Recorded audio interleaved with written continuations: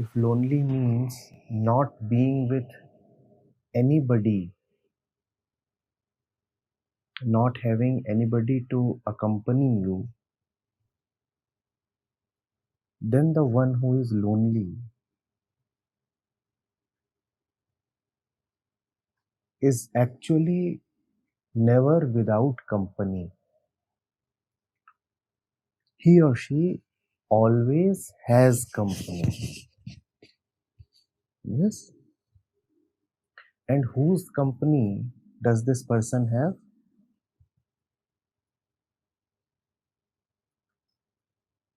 This person always has his own company. Okay? This will make it easier for us to understand. Traditionally, generally, it has been said that the lonely person is the one who is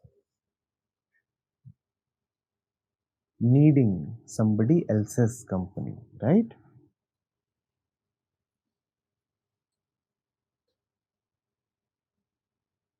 You look at it a little differently. You go a little deeper into it.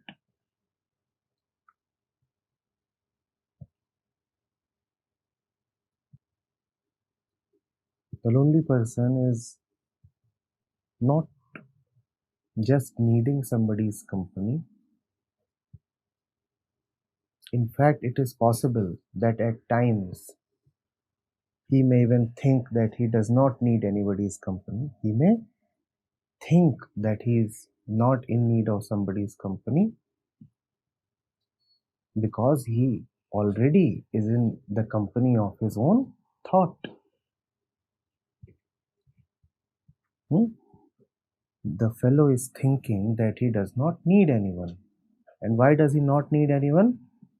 Because right now he has his thoughts to accompany him. So the lonely person is one who is always with himself. Do we understand this? The lonely person is one who can never leave himself. The lonely person is one who is always talking to himself, always looking at himself. Repeating it.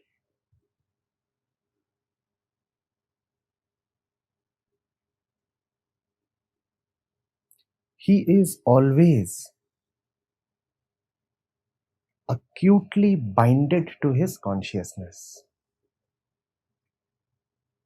Now we will understand this. What does that mean?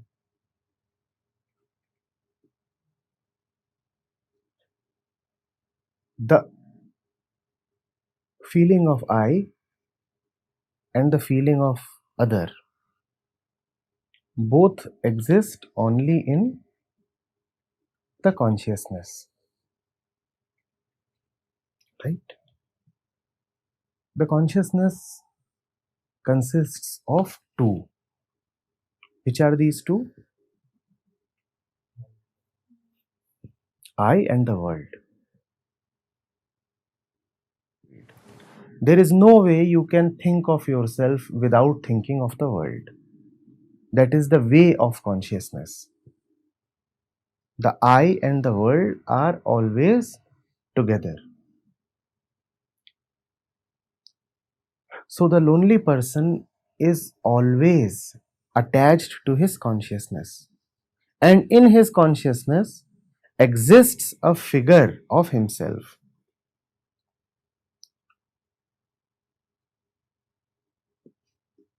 This figure is a limited figure. This figure needs protection. This figure lives in fear.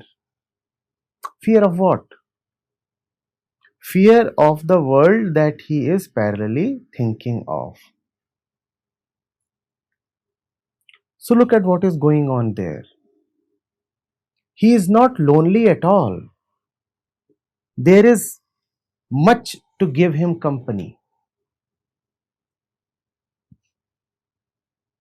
there is his own figure, and then there is the image of the world. So much is there. That is the lonely person's mind. There is a lot there. That is why I began by saying that the word loneliness may mislead. The lonely person is actually quite full.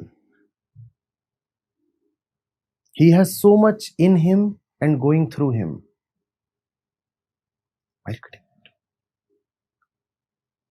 And at the center of this crowd that always occupies his mind sits his own figure. Can you see the mind of the lonely person? It is not at all an empty mind.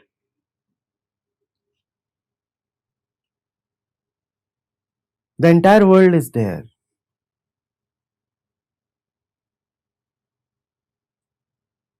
The entire world is there, and at the center of that world, who sits? He himself sits. So he is sitting, and the entire world is there. That is the mind of the lonely person. Now, this world may sometimes appear friendly to him. Appear, so he thinks. This world may sometimes appear unfriendly to him. Appears, so he thinks. But whether the world appears friendly or not so friendly, the one at the center is always limited and hence afraid. When the world appears friendly, he cannot trust it. He knows he is not really deserving of the friendliness. He knows the world too cannot really be trusted. Things come and go. And when the world is unfriendly towards him, then obviously he has reason for despair.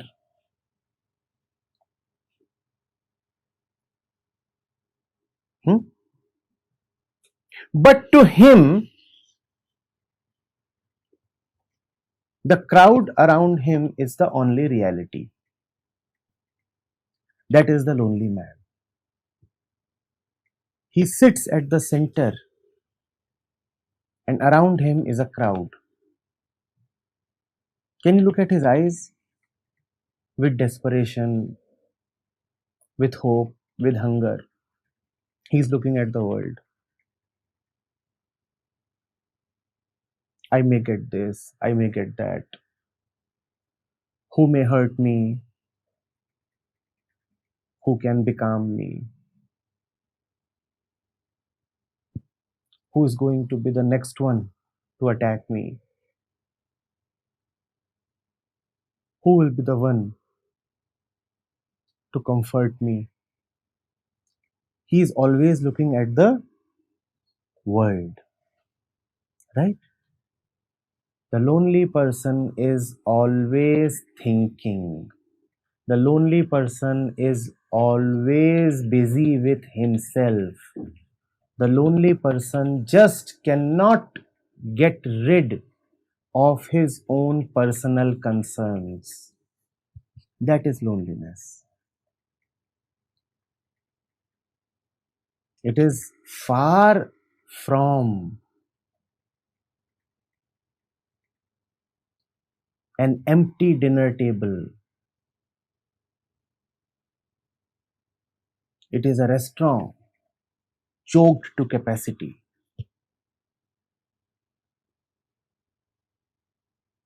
and serving distasteful dishes. Let not the world make you visualize a barren desert. Loneliness is not at all a barren desert. Loneliness is a teeming crowd.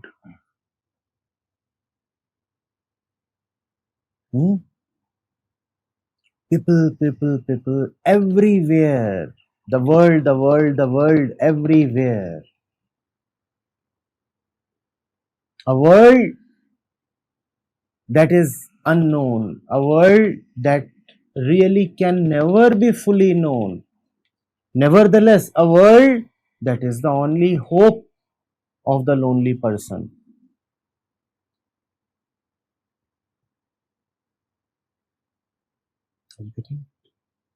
Hmm?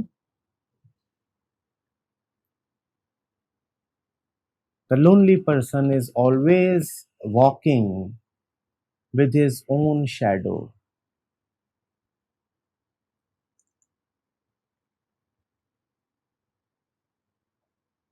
And he has so much attraction and attachment to his shadow that he is always looking only at the darkness which he calls his shadow, which he calls his friend, and to which he is physically attached, just as your shadow is physically attached to you.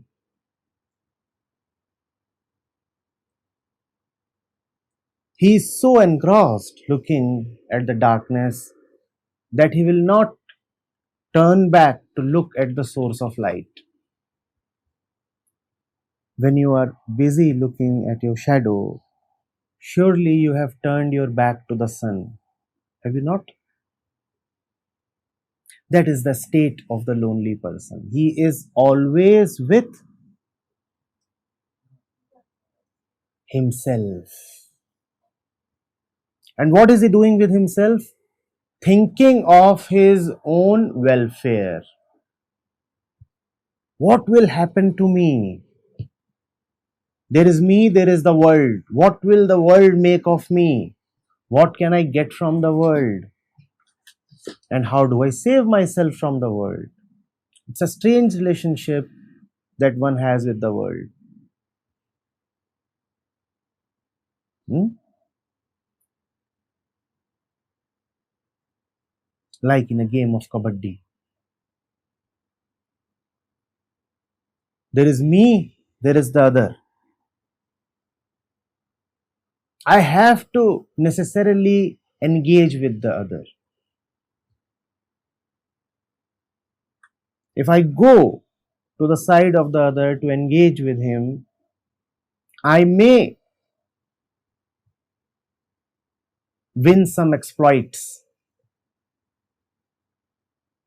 or I may get caught there and lose everything that I have.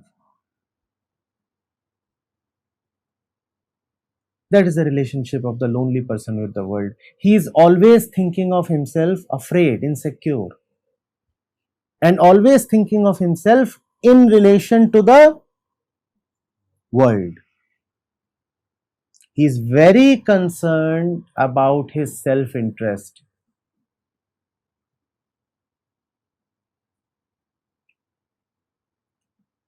So do not be misled, please. Just because you may be social, just because you may have people around you, with you most of the time,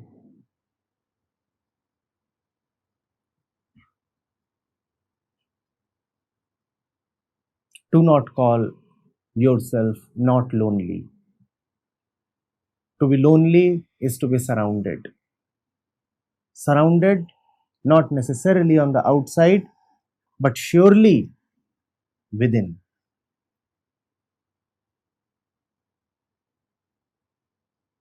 Are you worried about yourself? Is your self interest paramount to you?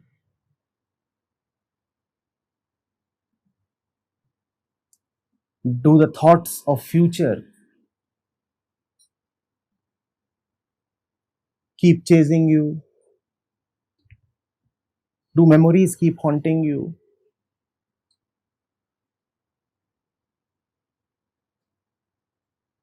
You are lonely. You are very, very lonely.